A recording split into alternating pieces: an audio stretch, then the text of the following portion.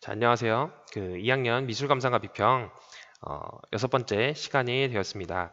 저희가 이제 지난 시간에 그 파나의 큰 특징에 대해서 이제 학습을 하고, 그 다음에 이제 파나에서 이제 뭐 넘버링 하는 방법이라던가 아니면은 거기서 뭐 작가가 그 파나를 보관하는 방법의 방식, 그 찍어낸 목적에 따라서 그 어떤 표기하는 표기법이 좀 다르다고 했죠.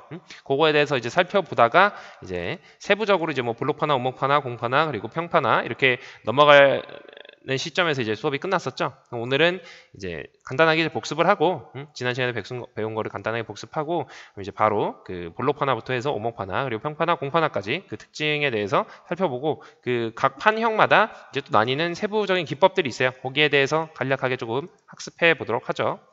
자, 그러면은 일단 그냥 여기다가 쳐서 설명을 해드리는 게 좋을 것 같아요. 일단 파나는 기존 회화, 그러니까 그림이랑 회화와 차이점을 갖는다. 근데 어떤 차이점을 일단 기본적으로 갖는다 그랬죠? 파나라는 것은 뭐예요? 판에다가 그림을 그린 다음에 그 판을 간접적으로 찍어내는 것이라고 그랬죠? 그러다 보니까 잉크가 간접적으로 묻는다. 근데 또 그 중에서도 직접적으로 잉크가 묻는 게 있었죠. 그게 뭐였어요? 바로 공파나였죠. 공파나. 저희가 하게 될 공파나. 공파나는 판에 구멍을 뚫어서 그곳에 잉크를 밀어 넣어 찍는 방법을 이야기한다고 했습니다. 그래서 방법에는 뭐 크게 두 가지가 있는데, 저희는 그 중에서도 실크 스크린 말고 스텐실 방법을 사용한다 그랬죠. 그래서 어쨌든 판에 구멍을 뚫어서 그곳에 잉크를 물어넣기 때문에 어떻습니까? 판을 만들었어요. 만든 건 똑같습니다. 근데 그 자체의 잉크가 묻는 것이 아니라 판에 구멍이 뚫려 있기 때문에 그 판에 있는 구멍을 통해서 구멍이 뚫려 있지 않은 곳은 잉크가 막히고, 구멍이 뚫린 곳에만 잉크가 들어가서 잉크가 직접적으로 그 대상에 묻어서 찍히는 것이죠. 그러다 보니까 어떤 특징을 갖는다 그랬어요? 좌우가 바뀌지 않더라. 이런 특징이 있다 그랬죠. 왜 그렇습니까? 간접 하나라는 것은 예를 들면 내가 손바닥을 이렇게 여러분들 찍으면 손바닥 찍힌 것이랑 내 손바닥 찍을 때랑 그 형태가 반대로 되어 있죠. 그쵸? 그래서 뒤로 돌리면은 그 양손이 보이는 것처럼 보이게 됩니다. 왜냐하면 좌우가 바뀌었으니까. 왜 그렇습니까? 내가 찍을 때는 여기를 보고 찍지만 찍힌 것은 그 반대면이 찍히는 거니까 내가 윗면을 보고 찍는 것이 아니잖아요. 그렇게 되니까 자연스럽게 좌우가 바뀌게 되는 것이죠. 그래서 일반적으로는 파나는 다 좌우가 바뀌게 되는데, 공파나에 한해서는 좌우가 바뀌지 않더라. 그리고 또 무슨 특징이 있었어요? 복수성이 있다 그랬죠. 근데 이 복수성에서도 또 어떤 파나는 복수성이 없다 그랬어요? 바로 모노타이프. 모노타이프는 뭐였어요? 그 데칼코마니처럼 물감을 한쪽에 바른 다음에 물감을 한쪽에 바르고 다시 그 위에 종이를 얹어서 찍어내는 방법.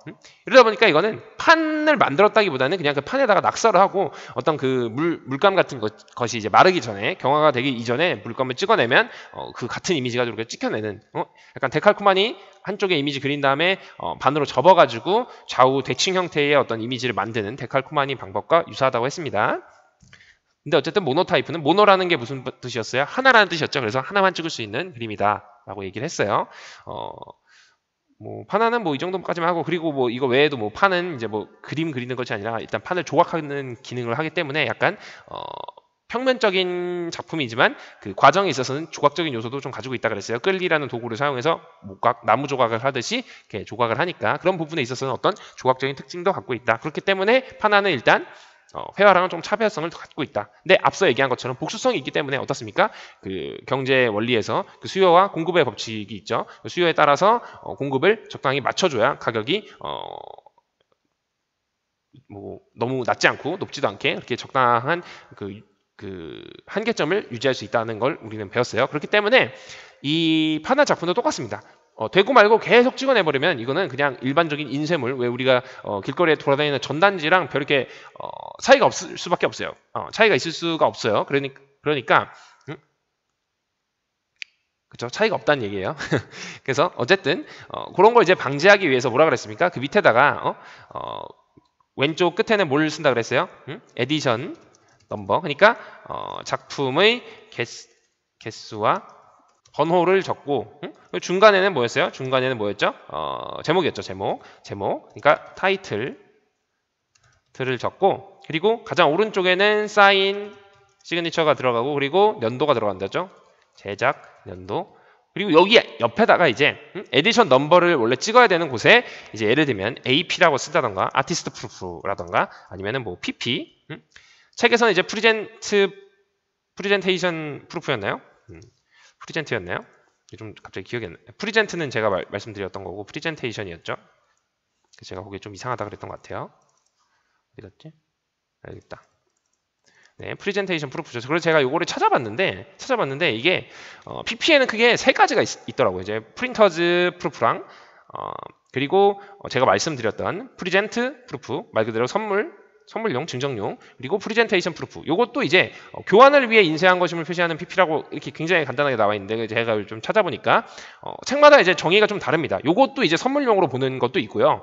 보통 이제 프리젠테이션이 설명하는 얘기잖아요. 그러니까 작가한테 뭐 이렇게 한번 견본용으로 이렇게 보여주는 용도로 한다는 것도 있고 또 다른 의견은 이제 프린터즈 프루프는 뭐냐면 프린터즈가 뭐죠? 프린터는 프린트 한 사람 그러니까 ER이 붙었으니까 사람 대명사죠. 그러니까 어쨌든 이 판을 찍어낸 사람을 얘기를 하는 거예요. 그러니까 이거는 작가가 아닐 수도 있죠. 예를 들면 작가가 어떤 공방에다가 맡기게 되면은 그 촌마크라고 하죠. 촌이 이제 공방이라는 뜻이에요. 그래서 공방 마크를 찍어야 된다 그랬죠. 근데 그 공방 마크를 찍을 때 그 공방 제작자들도 요 작품을 도와줬습니까? 안 도와줬습니까? 그래서 그 작품을 도와줬다고 보고 그 사람들한테 선물용으로 어떻게 증정하는. 근데 거기서는 그 프리젠트라는 의미는 없고 그 PP는 이제 프린터즈 프루프라고 해서 이거를 이 사람이 찍어서 내가 이 사람한테 찍은 기념으로 내가 준 거다라는 의미를 가지고 있는 걸로도 또 PP를 쓴다고 해요. 그러니까 이 세 가지 개념이 사실은 되게 비슷하다 보니까 그 축약어에 있어서는 좀 차이가 있는 것 같아요. 그래서 저는 요거는 이제 처음 봤는데 요렇게 써주시는 책들도 있더라고요. 근데 어쨌든 크게 PP에는 세 가지가 있다. 그리고 SP는 말 그대로 실험용으로 찍어보는 스테이트 프루프, 그리고 TP도 트라이얼, 이것도 시험용으로 찍어보는 의미를 뜻합니다. 그래서 그렇게 크게 중요한 건 아닌데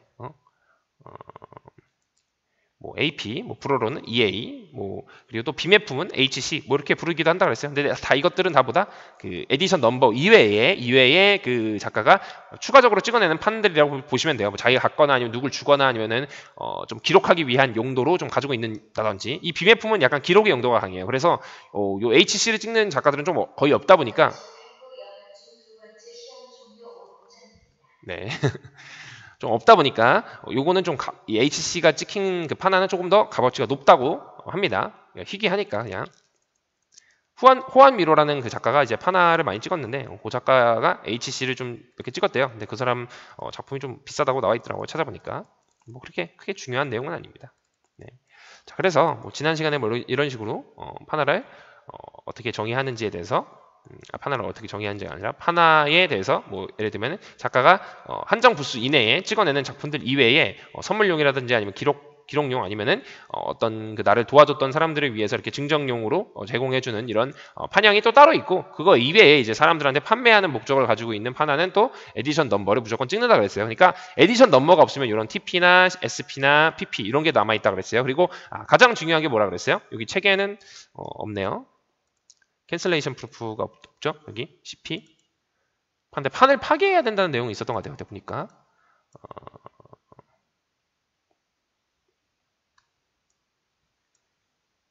여기 있네요.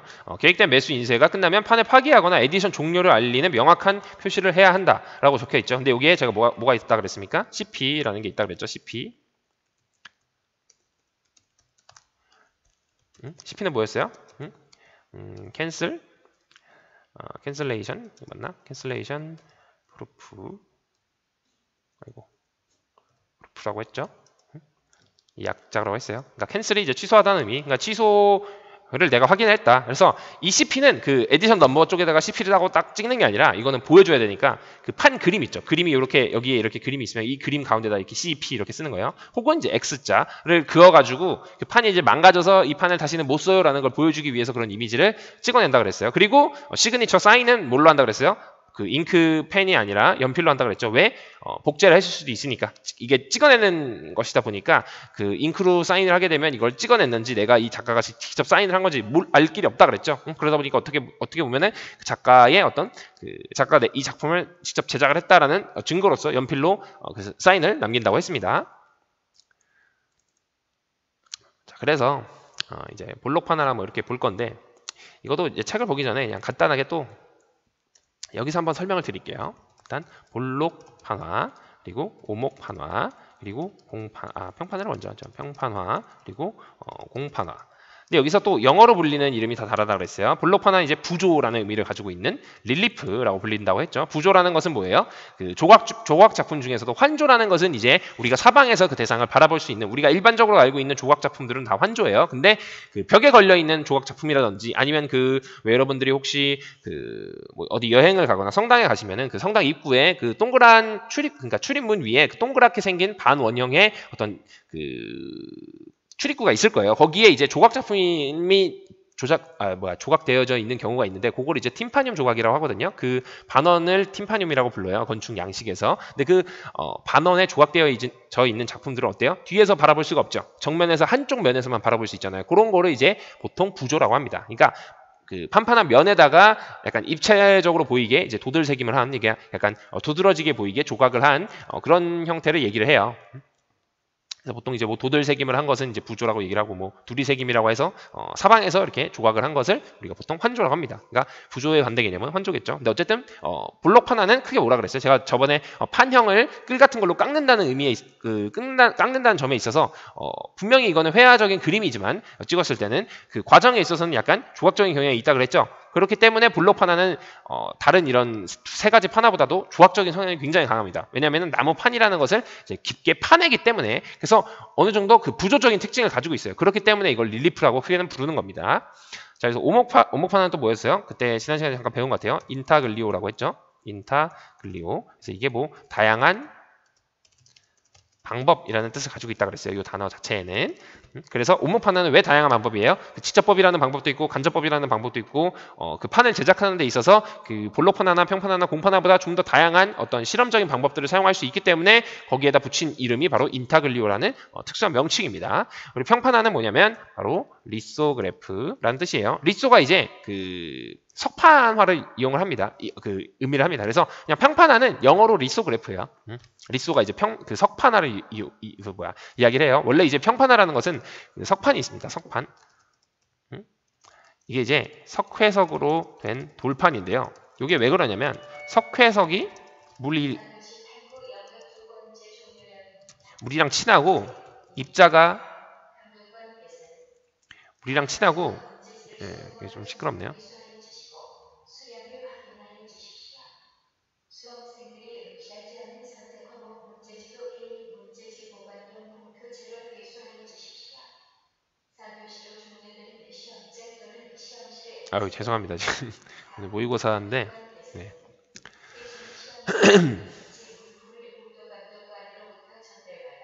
잠깐 쉬세요. 네. 물 한 잔 마시고. 네. 제2감독관께서는 확인 후 이상이 없으면 수험생을 귀가할 수 있도록 안내부 퇴실시켜 주십시오. 5교시로 종료되는 시험장 또는 시험실에서는 문제지 및 답안지 수령에 이상이 없으면 수험생을 퇴실시켜 주십시오. 네, 그래서 석회석이 물이랑 친하고 또 흡수를 잘 합니다. 약간 스펀지는 아니지만 돌인데 스펀지 같은 역할을 조금 한다 보시면 돼요. 그렇다고 이제 뭐 화강암처럼 현무암처럼 그렇게 구멍이 뚫려 있는 것이 아니라, 화강암이 아니라 현무암 그 제주도에서 많이 나는 그 시커먼 돌 있잖아요. 그것처럼 구멍이 굉장히 크게 많이 나 있는 건 아닌데 뭔가 흡수를 잘합니다. 액체 같은 경우를. 그러니까 다른 돌들에 비해서 흡수를 잘한다는 거예요. 여러분들 막 그 왜 스펀지가 막 뭐 이렇게 빨아들이지 그 정도가 아니라 그냥 돌은 돌인데 그 돌 중에서도 뭔가 그 액체 같은 거를 좀 이렇게 흡수하는 어떤 성질이 좀 높다. 왜냐면 뭐 그 밀도가 조금 다른 돌들에 비해서 약간 떨어지기 때문에 뭐 그렇게 생각하시면 될 것 같아요. 근데 어쨌든 그렇기 때문에 여기다가 어떤 물을 칠하거나 어떤 잉크를 칠한다. 그럼 잉크도 잘 스미겠죠. 근데 잉크가 스민 곳은 바로 유성 성분이 강화가 되었기 때문에 그 위에 부분에 수성 성분이 강화시키면 어때요? 그 반발에 의해서 배수성의 원리에 의해서 찍힌다 그랬죠. 저를 공판화는 뭐라 그러냐면 세리그라프라고 하는데, 요거는 명칭을 붙인 이유가 뭐냐면 그 공판화 중에서는 이제 우리가 할 스텐실이 있고, 그리고 또 실크 스크린이라는 게 있어요. 근데 실크 스크린이 이제 공업적인 기법이에요. 이게 뭐냐면 실크 천 위에 감광액이라고 하는, 감광한다는 것은 뭔가 빛을 쪼인다고 보시면 돼요. 그래서 빛이나 자외선 같은 걸 쪼이면 이제 굳어버리는 액체를 이제 감광액이라고 합니다. 그래서 뭐 적어두죠. 그러면은 뭐 자외선을 쪼이면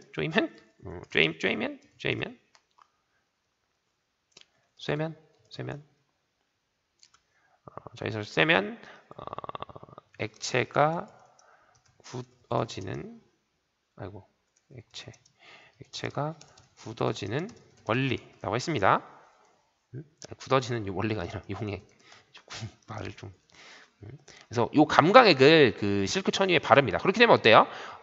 그 다음에 이제 이 위에다가 사진이나 그림을 실크천 위에 올립니다. 자, 그렇게 되면 어떻게 됩니까? 내가 이미지 그린 부분은 어때요? 검게 되겠죠. 근데 그 검은 이미지 부분은 어떻게 됩니까? 빛을 쪼이게 되면 그 검은색 부분은 빛을 쪼임 당해요, 안 당해요? 감광액이? 안 당하죠. 왜? 그 이미지에 그려진 이미지에 감광액이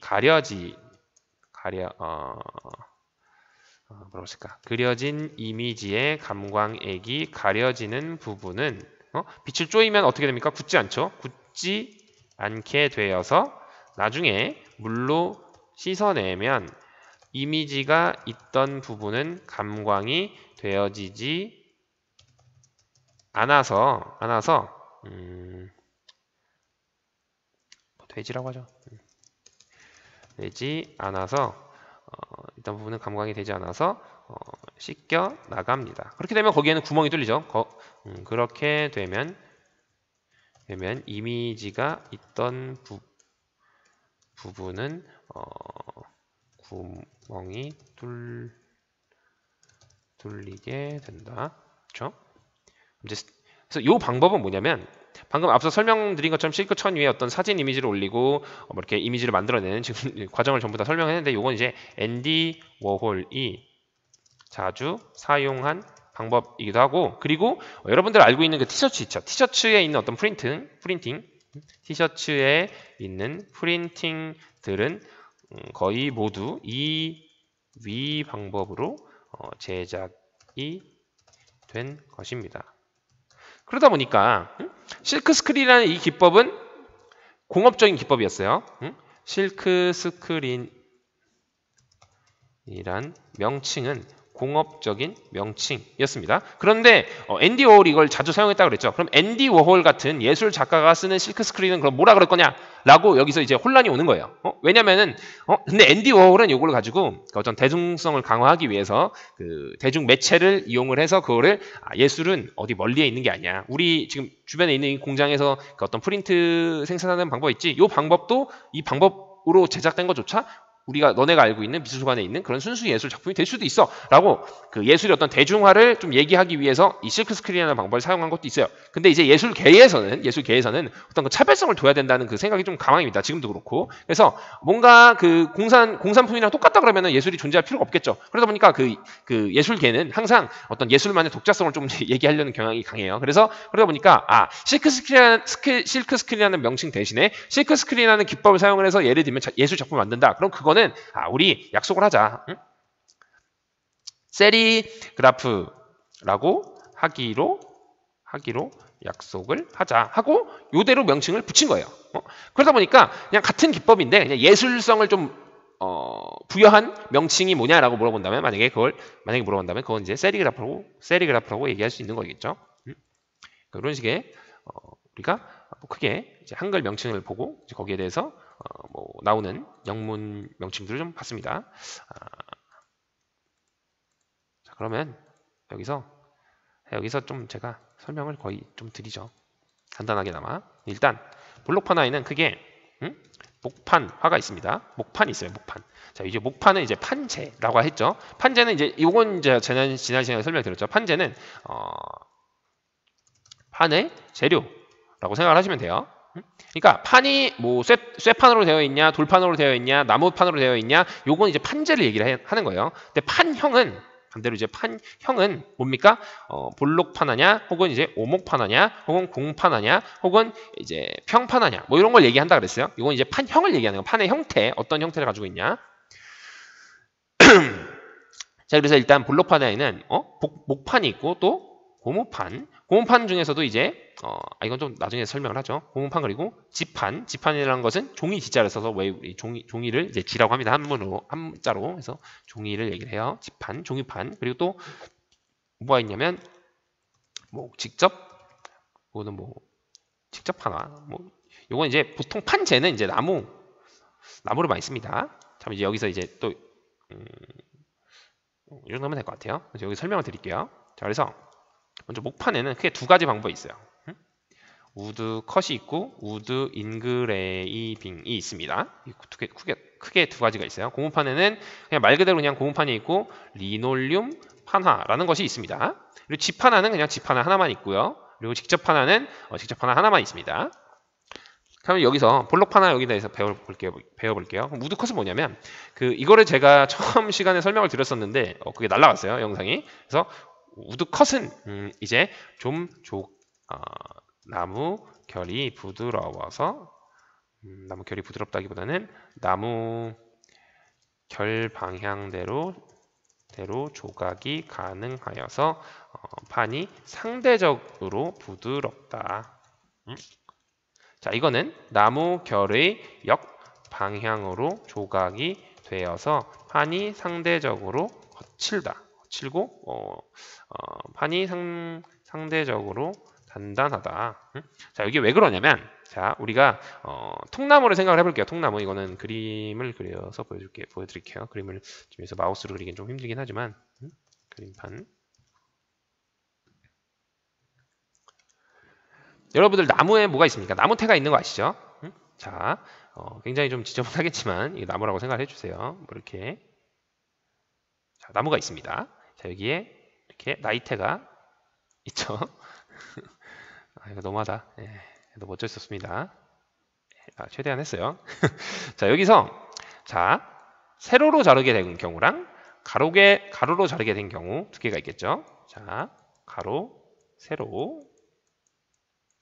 자, 이 중에서 가로로 자르게 되면 어떻게 돼요? 우리가 롤케이크 보듯이 이렇게 되면서 여기 이렇게 나이트가 생기겠죠? 판이. 자, 요게 이제 가로결 목판. 이걸 이제 눈목판이라고 해요. 눈목판.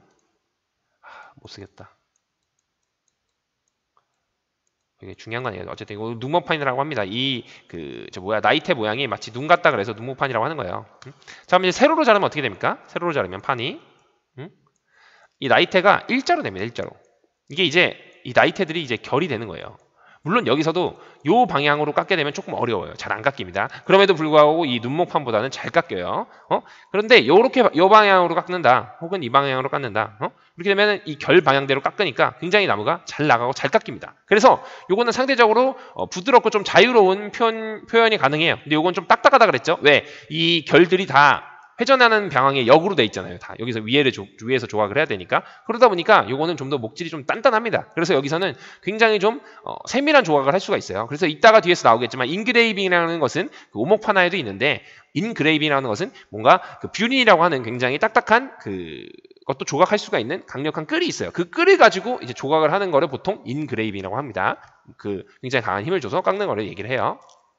근데 어쨌든 나무에도 크게 두 가지가 있다. 근데 요거는 널목판이라고 하는 세로결 나무 판을 사용해 부드럽다는 얘기예요. 이건 앞에 써 있으니까. 요거는 이제 눈목판이라고 해서 이라고 하는 가로결 나무판을 사용해 상대적으로 딱딱하다. 자, 이제 고무판은 말 그대로 그냥 일반적인 고무가 있고, 리놀륨 판은 압축 고무판이라고 보시면 돼요. 압축 고무판. 압축 고무판. 그냥 이건 똑같습니다. 종이판, 지판 이건 뭐냐면 종이판 위에 종이들을 붙여서 만드는 것을 이야기합니다. 그러니까 종이만 붙인 거예요. 이거 외에도 또 있습니까? 콜라그래피라는 게 있어요. 이건 또 뭐냐면 판 위에 여기서 판이 종이가 될 수도 있고 아무거나 됩니다. 판 위에 어떤 요철, 그러니까 말 그대로 요철이 뭐였죠? 들어가고 철 나오는 걸 얘기한다 그랬죠? 들어가고 나오는 것, 이 요철이 있는 물건을 붙여서 제작. 그러니까 이건 그냥 판 위에다가 아무거나 막 이렇게 붙이는 거예요. 아무거나 이렇게 붙이면 그거 떴습니까? 그 붙어진 대상들도 높고 낮음이 있기 때문에 그 요철이 있기 때문에 거기에다가 위에 이렇게 바르면 높은 부분만 찍히는 부분이 있겠죠. 근데 요거는 볼록 판화적인 특징도 가지고 있고 오목 판화적인 특징도 가지고 있습니다. 왜 그러냐면 예를 들면 여기 이렇게 굉장히 거대한 어떤 이미지를 올려놨어요. 근데 여기에는 아무런 것도 놓지 않았어요. 이 판 위에. 그러면은 종이를 이렇게 찍으면 얘는 이렇게 찍히는데 얘도 여기 아무것도 없기 때문에 여기도 여기 면도 찍히긴 찍히겠죠. 그러다 보니까 볼록한 면도 찍히고 오목한 면도 찍힌다고 보는 거예요. 그래서 약간 복합적인 어떤 판화의 형태를 느낄 수 있다. 근데 요거는 이제 집판화나 콜라그래피 요 두 가지 경우에는 해당이 됩니다. 그러면 직접 판화는 보통 이제 나무에다가 어떤 쇠못이나 뭐 아니면 압정 뭐 이런 거 딱딱한 물건들을 올려놓고 막 때립니다. 두드려 때려요. 그러면은 거기가 그 물체에 의해서 움푹 파이겠죠. 그럼 파이면은 그 파인 부분에는 잉크가 안 묻지 않습니다. 왜? 깊으니까. 그래서 묻지 않으니까 거기는 이제 찍게 되면 거기는 하얗게 나오고 그 외 부분은 이제 진하게 나오는 볼록판의 원리를 느낄 수가 있는 것이죠. 그러다 보니까 이건 직접 그 판 어떤 재료를 위에다 놓고 때려서 만들었다. 그래서 내가 직접 조각하지 않고 단단한 경질의 물건을 판 위에 올려서 그것을 두드려 판에 박히도록 만들어서 판에 판에 요철을 만드는 작업이라고 보시면 됩니다. 볼록 판화는 뭐 이 정도로 하고 민탁을 오목 판화는 뭐냐면 여기에서 일단 직접법이 있고 간접법이 있습니다. 물론 일단 간접법은 뭐냐면 부식액을 사용하여 방식액을 바른 부분은 부식이 되지 않아 오목한 부분이 생기지 않는다. 이 원리를 이용한 거예요. 방식액은 이제 산화를 시켜주지 않는 용액으로 볼 수가 있겠죠. 부식액은 말 그대로 산화를 시키는 것이고 직접법은 말 그대로 판에 직접 조각을 해서 조각한다기보다는 요거는 뭐 깎아서라고 하죠. 아니 그냥 그려서 라고 합시다. 직접 판을 직접 긁어서가 제일 나을 것 같아요. 긁어서 제작하는 방법. 이거는 직접 긁지 않았는데 저절로 부식이 되어서 만들어지는 방법입니다. 자, 이제 이 직접법에는 뭐가 있냐면 앞서 얘기했던 것처럼 처음에 이제 나무로 따지면 이제 우드 컷에 해당하는 드라이 포인트라는 것이 있고요. 요거는 이제 일반 철판에 철심으로 긁으면 이미지가 생기는 원리. 자, 그러니까 이 위에서는 그 볼록판화는 뭐라 그랬어요? 제가 전 시간에 얘기를 드렸죠. 지금 이 판형을 보시면 그 오목판화도 이렇게 볼록한 면이 있다 그랬어요. 이렇게 볼록한 면이 있죠. 근데 여기에 왜 잉크가 찍히지 않는다 그랬어요. 얘는 굉장히 그 파인 부분이 굉장히 얕다 그랬어요. 얕기 때문에 나중에 이렇게 닦아내면은 그 얕은 부분 그리고 이 세밀한 부분에는 잉크가 잘 닦이지 않는다 그랬어요. 그래서 여기 잉크가 남아있게 되고 그 위에 종이를 올려서 압착 프레스, 그러니까 강력한 힘을 주는 그 압축기에다 놓고 찍어내면은 이 압축이 되면서 종이와 얘가 만나서 여기에 이미지가 찍히게 되는 원리라고 그랬어요. 근데 볼록판은 뭐라 그랬어요? 물론 여기에도 잉크가 고일 수는 있어. 근데 고이는 부분이 이게 깊게 파이다 보니까 이만큼 고여도 나중에 요 위에만 찍히죠. 여기 고이긴 고여도. 그러니까 요 안에 있는 이미지들은 찍히지 않는 겁니다. 근데 제가 아까 복합적인 그 형식이 나오는 경우가 있다 그랬죠. 왜 이 볼록한 면도 찍히고 이 오목한 면도 찍히는 경우가 있다 그랬죠. 그 경우는 뭐냐면 지금처럼 이렇게 촘촘한 게 아니라 예를 들면 얘 거리가 굉장히 멀어요. 그렇게 되면 종이가 이렇게 축 처지겠죠. 그럼 이 축 처진 부분은 여기 어떻습니까? 이 부분에 묻을 수 있을까 없을까요? 묻게 되겠죠. 그럼 이제 복합적인 방법이 적용이 될 수가 있는 겁니다. 근데 기본적으로 그 볼록판화는 그래도 복합적인 방법을 쓸 수 있긴 있지만 그래도 그거는 일반적인 경우가 아니기 때문에 그거는 이제 좀 설명을 하지 않습니다. 근데 어쨌든 그렇게 따지자면은 굳이 그렇게 할 수도 있긴 하다. 근데 어쨌든 오목판화는 이런 식으로 그렇기 때문에 철판에 우리가 이렇게 긁어낸다. 우리가 책상 긁은 다음에 뭐라 그랬어요? 뭐 흘리면은 그 책상 긁혀진 이 부분에 그 남아있는 어떤 잉크나든지 어떤 액체가 묻지 않고 닦이지 않고 거기 세밀하게 남아있죠. 그래서 왜 우리가 그 부분에 힘줘가지고 이렇게 닦아야 닦이지 않습니까? 이런 부분이 그런 거랑 같은 원리라고 생각하시면 돼요. 그래서 일단 드라이 포인트는 그냥 일반적인 천심으로 일반적인 철판에 그냥 말 그대로 그냥 바로 그냥 즉흥적으로 그림을 그리는 것. 그러다 보니까 약간 좀 거친 듯한 느낌이 좀 강합니다. 그리고 인그레이빙, 그리고 이빙이라는 방법이 있다고 했죠. 요거는 이제 뷰린이라는 강력한 도구를 사용하여 조각하는 방법보다 세밀한 특징이 있습니다. 뭐 드라이 포인트보다는요. 이제 간접법에는 이제 뭐가 있냐면 그게 애칭이 있고 여기에 또 그게 있네요. 메조 틴트가 있습니다. 요거는 이제 중간 톤이란 뜻인데 그 룰렛이라는 그 오돌도돌한 요철을 가진 묘사 도구가 있습니다.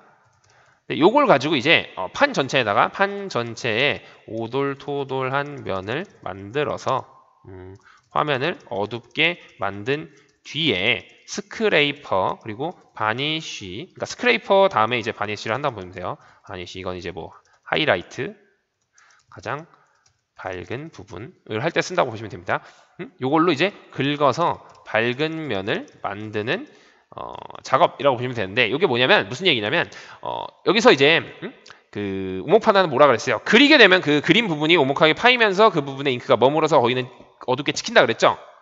그럼 이 오돌토돌한 면을 전체 다 만들면 화면이 어떻게 됩니까? 화면에 오돌토돌한 점들이 찍히니까 그 점들에 잉크가 머무르게 되고 그럼 화면 전체가 어두워지겠죠. 잉크가 머물었으니까. 그래서 그 잉크가 머문 그 점들을 쇠판은 어때요? 긁어내면 거기가 그 오목하게 파인 부분이 그 편편하게 펴집니다. 특히나 룰렛 같은 경우는 구멍이 굉장히 좀 이렇게 작기 때문에 우리가 이렇게 조금만 비비면은 철판이 이렇게 펴져요. 왜 우리가 플라스틱 같은 거나 혹은 이제 뭐 금 같은 거, 금 반지 같은 거 그거를 이제 구멍이 생기거나 어떤 그 문제가 있으면 그 문지르면 이렇게 맨질맨질하면서 반짝반짝 거리게 됩니다. 이제 그런 거랑 비슷한 원리라고 보시면 돼요. 쇠의 어떤 그 경도가 약하기 때문에 이렇게 문대면은 강도가 약하기 때문에 이게 좀 펴집니다. 펴지면서 그 쇠에 있는 어떤 흠집이나 이런 게 좀 지워져요. 그런 원리를 이용을 한 거라고 보시면 돼요. 그래서 전체 면을 어둡게 이렇게 만든 다음에 스크레이프랑 바니셔 같은 거를 그 삐죽한 도구를 가지고 이렇게 긁어내면 그 긁힌 부분은 지금 이 위에서 봤던 뭐 드라이 포인트나 인그레이빙처럼 파이는 것이 아니라 그 부분에 있는 이런 점탱이들이 이렇게 펴지는 거예요. 그러면서 그 부분이 밝아지는 겁니다. 그래서 크게 이 세 가지 방법이 직접법에 해당이 됩니다. 그럼 이제 간접법에는 이제 애칭이라고 해서 기본적으로 이제 그라운드니스 뭐 이건 이제 뭐 하드가 있고 뭐 소프트가 있는데 뭐 그것까지 몰라도 근데 어쨌든 그라운드니스라는 것은 이제 방식액이라고 보시면 돼요. 방식액 그라운드니스를 발라서 바른 철판에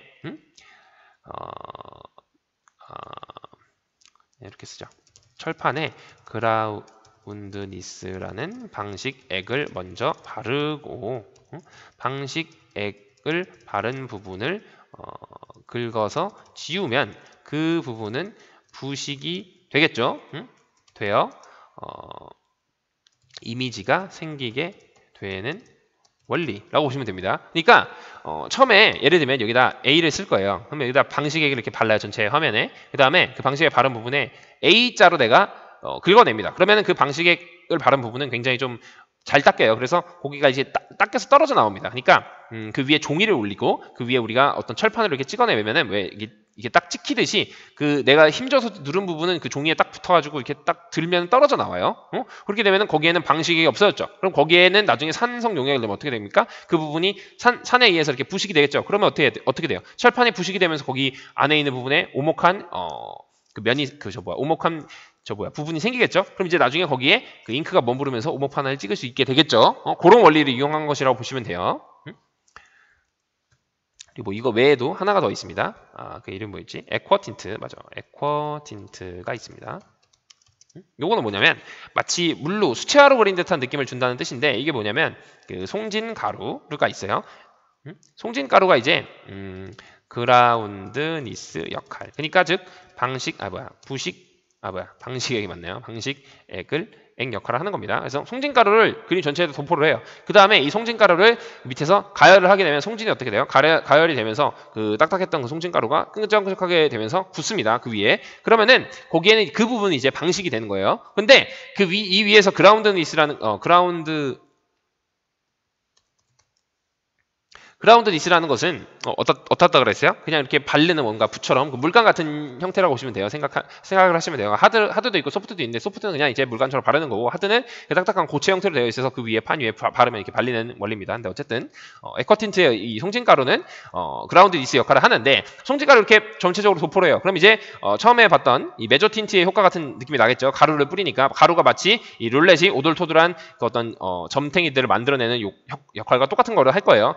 이렇게 송진가루 이렇게 뿌린 다음에 송진가루가 마음에 안 드는 부분이나 혹시 더 좀 진하게 하고 싶은 부분들은 이제 그라운드 니스를 조금 일부러 바르기도 합니다. 그래서 뭔가 복합적인 방법을 사용하기도 해요. 그렇기 때문에 아까 뭐라 그랬어? 다양한 방법이다 해서 인타글리오라고 한다 그랬죠. 지금 여기에서만 봐도 이제 다양한 방법을 사용하잖아요. 그리고 또 이거를 복합적으로 사용하기도 합니다. 그러니까 뭐 드라이 포인트를 했다가 거기에다 뭐 애칭을 좀 부과하기도 하고 인그레이빙을 했다가 인그레이빙에도 애칭이나 뭐 에커 틴트를 부분적으로 사용하기도 하고 그런 식으로 그러니까 복합적으로 사용하기도 해요.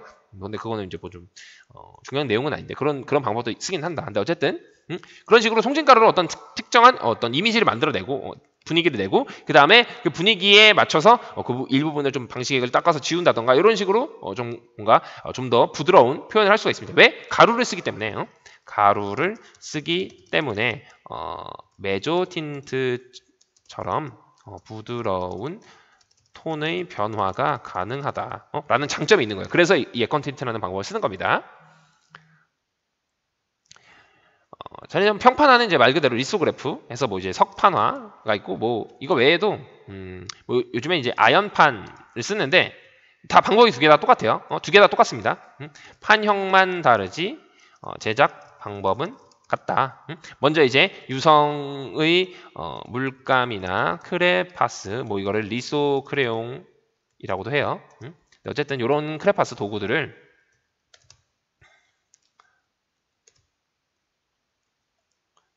이런 도구들을 사용해서 유성으로 이미지를 그린다. 여기서 유성이라 함은 유성 매직이 말 그대로 요거예요. 기름 성분을 가지고 있는 뭐라고 하죠? 드로잉 도구라고 하시죠. 그냥 이미지를 그린다. 자, 그러면 그 주변은 이제 아라비아 고무액이라는 게 있어요. 이게 뭐냐면 물이랑 친한 수용성 수지라고 생각하시면 돼요. 수지는 이제 뭐 그 나무에서 나오는 뭐 어떤 그 점액질 같은 걸 얘기를 하는데 뭔가 액체 상태이지만 시간이 지나면 뭐 굳는 뭐 이런 성질을 가지고 있는 것이라고 보면 돼요. 그래서 왜 나무에 상처가 나면은 그 수지들이 이렇게 나오면서 우리 왜 사람들 피부 딱지 지는 것처럼 이렇게 딱지를 만들면서 거기를 보호해 주잖아요. 뭐 그런 역할이라고 보시면 됩니다. 근데 어쨌든 액체 상태에서 나중에 시간이 지나면 굳는 원리를 가진 것을 뭐 이렇게 수지라고 해요. 보통 우리가. 근데 어쨌든 아라비아 고무액은 이제 뭐냐면 우리가 대표적으로 그 여러분들 그 수채화 물감이나 그 포스터 물감 가끔 뜯어 보시면 그 위에 이제 누룩끼리한 약간 투명한 뭔가 그 액체 같은 게 막 가끔 윗면에 떠 있을 때가 있죠. 그 이제 오래된 물감에는 보통 그런 식으로 되는데 이제 물감에는 기본적으로 그 알료라는 것이 있고 체질이라는 것이 있고 또 그거를 섞어주는 이제 미디엄이라는 용액이 있어요. 근데 그 미디엄이 뭐냐면 그 알료랑 이제 섞여가지고 그 화지 그러니까 우리가 그리는 어떤 그 도판에다가 그 알료를 이제 붙여주는 역할을 해요. 그러니까 알료는 색깔에 있는 가루라고 생각을 하시면 되고요. 그 색깔에 있는 가루를 예를 들면 종이에다 붙여야 되거나 아니면은 뭐 캔버스라고 하는 천에 붙인다던가 이런 식으로 아니면 이제 뭐 플라스틱 물체에다가 내가 그린다던가 이런 식으로 다양한 그 매체에다가 바를 수 있도록 해주는 역할을 하는 것이 이제 그 미디엄이라는 것이에요. 보통 이제 전색제라고도 얘기는 하는데, 근데 어쨌든 그 물체를 이제 섞어놓고 이제 내가 그림을 그린다. 그림을 그리면 보통 이제 수채화 물감에 아라비아 고무액을 많이 쓰는데 이 이유가 뭐냐면 아라비아 고무액이 뭐라고 됐어요 여기? 수용성이라 그랬죠. 그래서 물이랑 친하다 그랬어요. 그래서 그렇기 때문에 수채화 물감을 어디다 빨면 물감이 다 깨끗이 지워져요? 물에다 빨면 지워지죠. 그렇기 때문에 이 아라비아 고무액이라는 것은 나중에 이제 굳어버려서 말라서 이제 날아가면 종이 같은 데 잘 붙는데 이게 나중에 물을 다시 바르면 번지게 되죠. 그러다 보니까 그러니까 왜 번지냐? 근데 이게 물이랑 친하기 때문이에요. 근데 왜 물이랑 친하게 만들었냐? 물이랑 같이 섞어서 칠하게 되면은 뭔가 그 회화적인 느낌, 그러니까 뭔가 물을 사용해서 이렇게 확 퍼지는 느낌. 근데 기름으로 하면 그 느낌이 안 나죠. 기름도 액체는 액체인데 유화도 액체는 액체인데 그런 느낌이 잘 안 나요. 그래서 유화에 들어있는 것은 아라비아 고무액이 아니고 어떤 다른 유성 그 전색제를 사용을 하는데 그 수용성 용액인 어떤 수채화 물감에는 무조건 아라비아 고무액을 사용을 합니다. 근데 그게 이제 여러분들 볼 수 있는 어떤 그 누리끼리한 이미지예요. 근데 어쨌든 그 고무액을 이제 화면 전체에다가 고무액을 화면 전체에, 그러니까 뭐 석판 전체에 도포한다. 그렇게 되면 유성으로 그린 부분 어때요? 유성으로 그린 부분은 유성 성분이 강화가 되어 아라비아 고무액이 스미지 않지만 다른 부분은 아직 아무 성분도 없고 기본적으로 판이 물이랑 친하기 때문에 뭐 이건 안 써도 되겠습니다. 아무 성분도 없기 때문에 그 부분은 수용성 성분이 됨. 그래서 뭐 이후에 이제 뭐 보호 잉크라고 해서 뭐 약간 뭐 유성을 강화시켜주는 뭐 과정을 하기도 하고 뭐 이 다음에는 이제 뭐 그 스펀지에 물을 발라서 화면에 계속 지속적으로 수용성 성분을 강화해 줍니다. 뭐 이런 식으로 수용성을 계속 강화하고 어떤 유성 성분을 강화해 주는 뭐 보호 잉크라든지 아니면 보호 잉크를 계속 이렇게 발라줘요. 그래서 마지막에는 이제 그 인쇄용 잉크를 딱 바르게 되면 그 유성이랑 수성이랑 딱 분리가 확실히 돼가지고 딱 찍힙니다. 그래서 이 작업을 수없이 반복을 해줘야 돼요. 이 작업을 반복하다 보면은 그 유성 이미지가 좀 더 시꺼매질 때가 있어요. 그때 이제 이미지를 찍으면 됩니다. 이전까지 약간 흐릿흐릿하다가 점점 선명해져요. 이거를 반복하면 할수록 이거는 이제 뭐 나중에 한번 봐야지 이제 의미가 쫙 올 텐데. 근데 어쨌든 공판은 이제 스텐실 실크스크린 했죠. 실크 스텐실은 뭐냐면 그냥 종이 같은 판 혹은 이제 뭐 OHP 필름 우리는 이제 OHP 필름으로 할 거예요. 할 예정이에요 지금. 그래서 여기에다가 이미지를 그리고 그 이미지대로 오려서 구멍을 만드는 원리라고 보시면 됩니다. 그래서 그 구멍을 만들어낸 다음에 이렇게 찍어내는 거예요. 근데 실크 스크린은 뭔가 좀 더 복잡한 과정을 거치죠. 근데 스텐실은 그냥 말 그대로 그냥 이미지 여기다 그린 다음에 그 그린 대로 이렇게 구멍 뚫으면 돼요. 그러면은 거기에 잉크 밀려서 찍히는 겁니다. 굉장히 간단하죠. 자, 그러면 이렇게 우리가 크게 파나에 대해서 이제 뭐 다 배운 겁니다. 이게 아마 여기 책에 다 나와 있을 거예요. 혹은 이제 없는 것도 있을 수도 있고. 아무도 대부분 있을 겁니다. 정말 이제 최악이네요. 태블릿이라도 가져와야 될 것 같아요. 여기에는. 어쨌든 제가 보시죠. 이제 책을 블록판 이제 역사적으로 가장 오래된 인쇄법 이걸 그때 내가 했는데 지난 시간에 이거 안 했죠. 제 기억에는 했는데 어쨌든 지난 시간에 이거 안 한 것 같아요. 여기까지 했던 것 같아요. 제가 마지막 걸 보니까. 근데 어쨌든 블록파나 역사적으로 가장 오래된 인쇄기법 그리고 판재로는 판재는 판의 재료라고 했습니다. 그리고 나무, 뭐 리놀륨, 고무 등을 사용해서 목판이 그 중에서도 목판이 가장 이용이 많이 된다. 애용을 한다. 목판 인쇄물로는 무구정광 대다라는 경우, 그러니까 우리나라 그 통일신라 시대 때 만들어졌던 이 그 활자 인쇄본이 있어요. 근데 이게 가장 오래된 걸로 우리가 알려져 있는데 이게 이제 세계적으로는 좀 인정이 안 되어 있습니다. 왜 그러냐면 이제 검색을 해보시면 15세기에 구텐베르크라고 하는 독일의 어떤 그 파나가는 아니고 그 인쇄하는 사람이 그 사람이 이제 활자 인쇄를 최초로 개발했다라고 얘기를 하는데 그 이유가 뭐냐면 오늘날에 있어서 모음과 자음으로 나뉘어져 있고 그리고 그걸 가지고 인쇄를 하는 거잖아요. 예를 들면은 기역 니은 디귿 니을 이런 식으로 아야오요 우이 이런 식으로 자음과 모음으로 이렇게 되어 있는 이 형태를 가지고 조합을 해서 찍어내는 것이 최초의 오늘날의 활자 인쇄예요. 그게 이제 뭔가 효율적이잖아요. 왜냐하면 이거는 글자를 하나하나 다 만들어야 되는데 그건 어떻습니까? 자음과 모음 그 일부분만 만들어서 이렇게 조합을 하면 되는 것이죠. 근데 이제 독일에서는 그런 방법을 썼어요. 알파벳을 사용을 해가지고 그 알파벳만 그 자음과 모음을 가지고 그걸 가지고 글씨를 쓸 수 있는 그런 체제를 만들었습니다. 근데 이때 이 한자는 뭐예요? 한자 자체가 그런 어떤 우리가 음성 기호라고 하죠. 우리가 읽는 이런 방법. 그 방법의 언어가 아니라 상형 문자잖아요. 상형 문자. 그렇기 때문에 요거는 문자 특성상 이 단어당 하나의 어떤 활자를 만들 수밖에 없는 구조입니다. 한자 자체가. 그렇기 때문에 이거는 오늘날 인쇄술과는 조금 다르다. 왜냐하면 단어 자체를 왜냐하면 석가탑 하면은 석이라는 글자 하나 파고 가라는 거 하나 타고 탑이라는 것도 하나하나 일일이 다 깎아서 만들었으니까 그렇기 때문에 이거는 오늘날의 활자 인쇄술과는 좀 거리가 멀다. 그렇기 때문에 이거는 최초의 인쇄물로는 볼 수는 없다. 물론 목판으로는 최초는 인정했어요. 근데 이제 활자 인쇄에서는 처음은 이제 바로 무구정광대 구텐베르크의 그 목판 인쇄가 좀 더 알려지게 된 이유가 바로 그겁니다. 오늘 좀 행선술이 좀 많네요. 얘가 지금 피곤해요. 시험 감독도 했는데 어쨌든 자, 유럽 11세기 뭐 실크로드를 통해서 중국에서 전해진 것으로 알려져 있다. 뭐 중국이 더 먼저라고도 볼 수 있겠죠. 이거는 이제 8세기인데 좀 이상하네요. 유럽은 11세기. 죄송합니다. 어쨌든 목파나는 제재된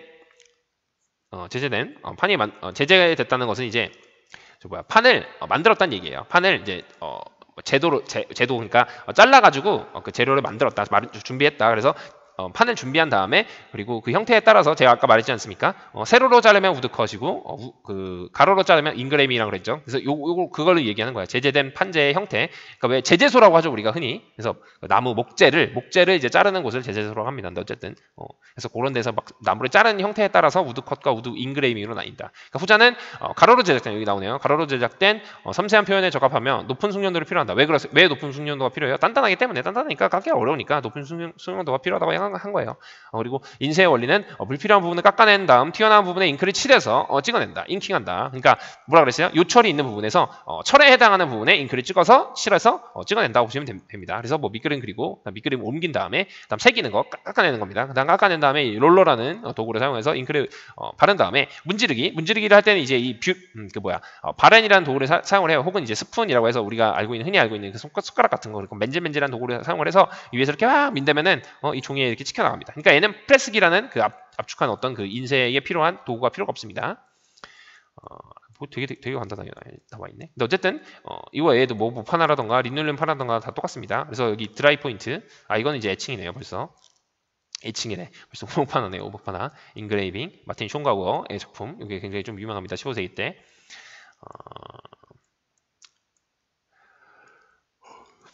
벌써 46분이 넘어가네요.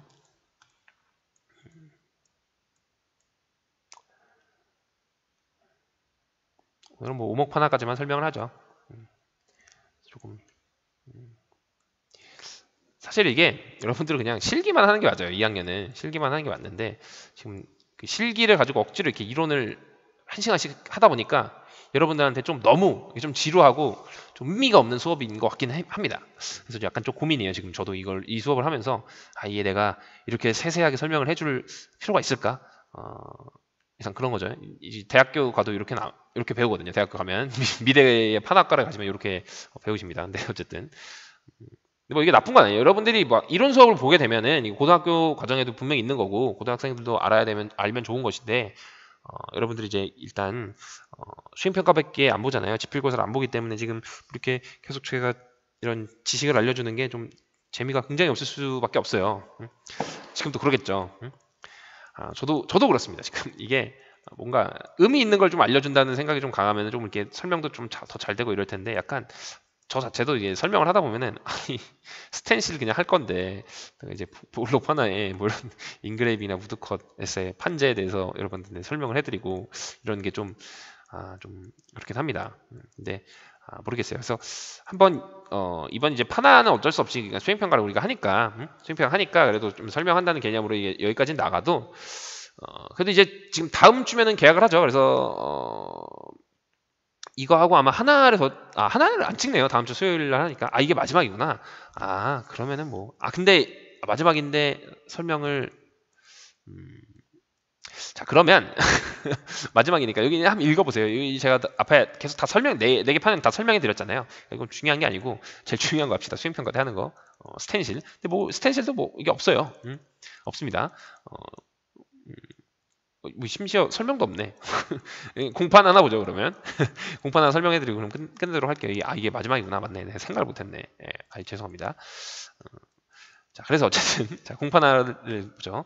공판화에서 이제 판재에 구멍을 내거나 천과 같이 구멍이 있는 판에 판의 스텐실을 통하여 그러니까 구멍을 통해서 잉크를 통과시켜 인쇄하는 방법이다. 이 방법은 아주 간단한 기법에서 정교한 기법까지 다양한데 정교하다는 것은 이제 실크 스크린에 해당하겠죠. 그래서 인쇄 범위가 가장 넓어서 상업적으로도 널리 쓰인다. 실크 스크린 같은 것은 상업적으로 굉장히 널리 쓰인다 그랬죠. 우리가 일반적으로 알고 있는 어떤 현수막도 거의 다 실크 스크린으로 인쇄를 해요. 보통 이제 요즘에는 이거 말고 이제 옵셋 인쇄라고 해서 그 평판화 일종으로 인쇄를 하는 경우가 굉장히 좀 많긴 한데 어쨌든 아직도 이제 전통적인 방법으로 이제 실크 스크린을 쓰는 경우도 있습니다. 그러니까 이 전통적이라는 것은 지금은 더 완전 기계 상태에서는 실크 스크린보다 그냥 그 옵셋이라고 하는 그 통에다가 한 번 찍히고 찍고 또 찍히는 그 원리를 쓰는 게 있어요. 그래서 두 번 찍힌다 해서 그 오프셋이라고 하는데 그러니까 붙고 떨어지고 하는 것을 얘기를 합니다. 근데 어쨌든 그거는 이제 뭐 나중에 또 설명할 기회가 있을까요? 근데 그때 얘기하면 좋을 것 같고. 근데 어쨌든 이 실크 스크린이라는 것은 좀 그 중에서도 좀 전통적인 방법으로 생각을 하시면 돼요. 아까 뭐에 앤디 워홀이 벌써 1960년대, 70년대 그때 활동했던 작가인데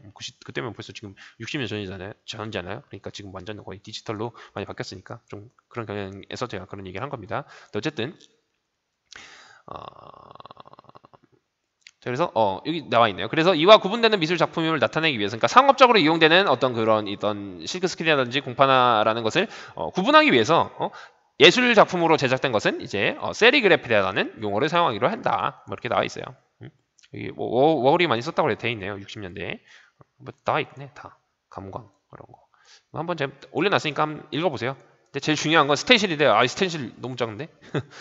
이게 답니다. 근데 스텐실 찍을 부분을 오려내 초보적인 기법이지만 단순 소박한 느낌이 있다. 자, 그래서 그러니까 종이에다가 이미지 그린 다음에 그 이미지대로 따라서 잘라가지고 이제 만들면 돼요. 이거는 뭐 나중에 다시 한번 그냥 과정이나 한번 보여드릴게요. 그러니까 어려운 개념이 하나도 없습니다. 그러니까 기본적으로 이렇게 종이가 있으면 거기에다 이미지를 이렇게 그리고 나서 거기다 구멍을 이렇게 뚫어가지고 그 구멍 뚫린 곳에 잉크를 밀어 넣어서 찍히는 원리. 근데 이 공판화라는 것은 다른 것들과 가장 큰 차이점이 뭐다? 좌우가 바뀌지 않고 그리고 잉크가 어떻다? 직접적으로 묻는다. 간접적으로 묻는 것이 아니라 그런 게 가장 큰 특징이라고 했습니다. 그리고 다시 하기가 좀 쉽고 다른 것보다 판재라는 것이 굉장히 좀 저렴합니다. 왜냐하면 이건 종이를 사용해도 되고 필름률을 사용해도 되고 그 재료 자체가 굉장히 저렴하죠. 근데 일단 보글로판 하나만 해도 나무판을 사야 된다든지 고무판을 사야 된다든지 재료 자체가 좀 비쌉니다. 그리고 어떤 도구들도 좀 많이 필요하고 롤렛이라던가. 근데 이거는 이제 물감만 있으면 됩니다. 물감이나 손만 있으면 돼요. 거의 보통. 그래서 이제 학교에서는 이런 걸 많이 하는데 다른 걸 할 수 있으면 좀 좋죠. 프레스기 같은 게 있는 학교는 이제 뭐 오목판화도 하고 한다는데 그런 게 조금 아쉽긴 하지만 그래도 뭐 여러분들도 취미 삼아 취미 삼아래 이렇게 좀 이런 방식이 있다. 이런 식으로 하는 거니까. 그래도 미술에 좀 흥미를 느낄 수가 있었으면 좋겠는데 지금 벌써 그래도 6번째로 해서 이 온라인 강의를 벌써 끝내게 됐네요. 네. 혹은 이제 뭐 더 늘어날 수도 있지만 만약에 연기가 된다고 하면은 일단 뭐 3학년은 등교를 하고 있습니다. 그렇기 때문에 뭐 제가 보기에는 그냥 똑같이 등교를 할 것 같고 여러분들 이제 돌아오시면은 바로 이제 수행평가를 일단 하나를 나가고 나머지도 그냥 다 나가도록 할게요. 여러분들 시험이 없으니까.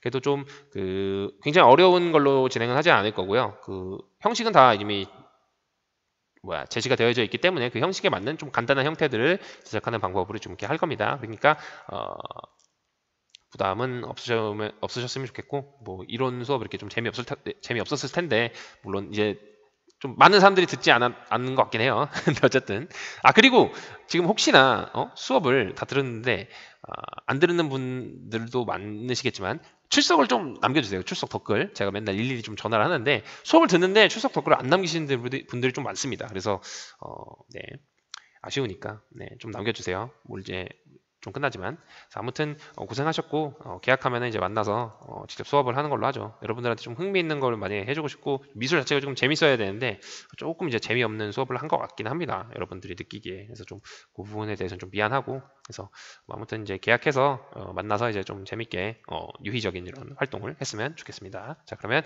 학교 계약하고 나서 이제 보도록 하죠. 자, 고생하셨습니다.